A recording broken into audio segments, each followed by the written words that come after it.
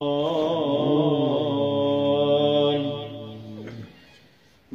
ای آفتاب ذره پرور با احوال گدایانت نظر کن. نسیما از تو دارم آرزویی که تا خاک عرب روزی سفر کن. ببر این جان مشتاقم در آنجا، فدای روضه خیر البشر کن. نسیما گر نمی آید ز تو کار، حکایات سر شوریده سر کن. ببر این جان مشتاقم در آنجا،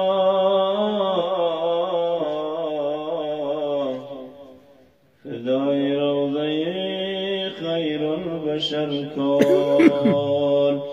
همه کس کشیدم احمد و جناب کبریایت، و جناب کبریایت. من و خجلت سجوده که نکردم برایت،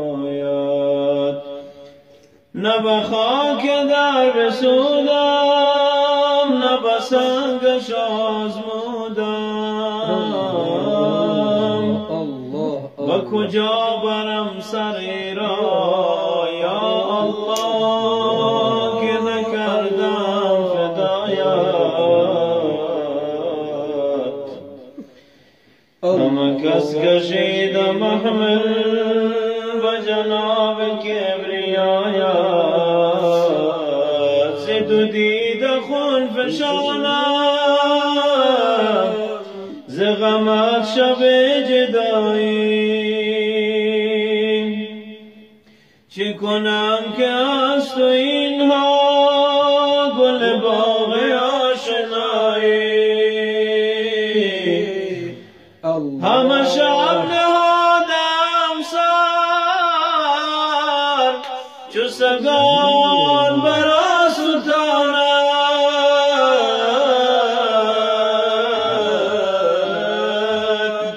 که رقیب در نیاید به بهانه گدایی. با کدام مذهب هستی، با کدام ملت هستی، که کشند عاشقی را که تو عاشقم چرایی. ز فراق چون ننالم من دل شکسته چون نی، که به سوخت بند و بندم ز حرارت جدایی.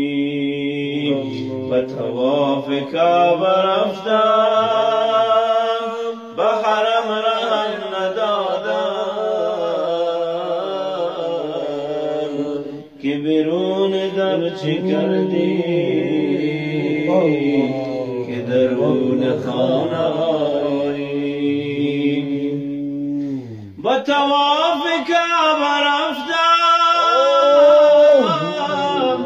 به حرم رهم ندادم،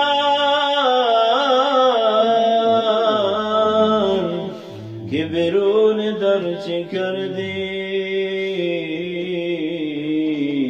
که درون خانه آیی. به قمار خانه رفتم اما پاک و باز دیدم، به سوچ و به سومعه رسیدم اما زاهد ریایی. در دیر می زدم داشت ز درون صدا برآمد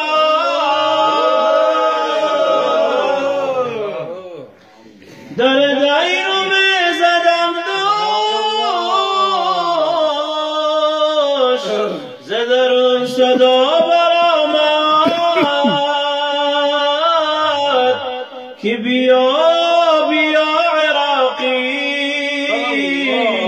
که تو آشنای مایی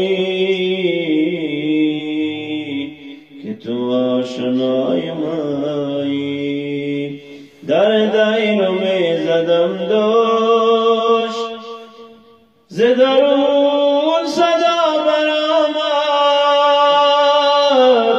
که بیا بیا عراقی که تو آشنای مایی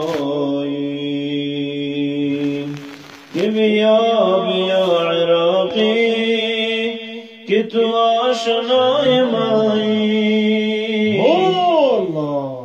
که بیا بیا عراقی که تو آشنای مایی تا کی با تمنای وصال تو یگانه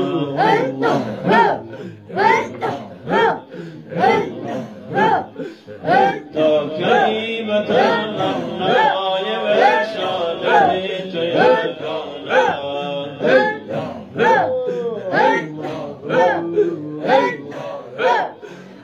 اشکر روان از هر مشتاق سیل و روانه سیل و روانه ای تیری قامت آدم عشاق نشانه جمع بکن مشغول کن غایب زمیانه یا الله جمع بکن مشغول کن غایب زمیانه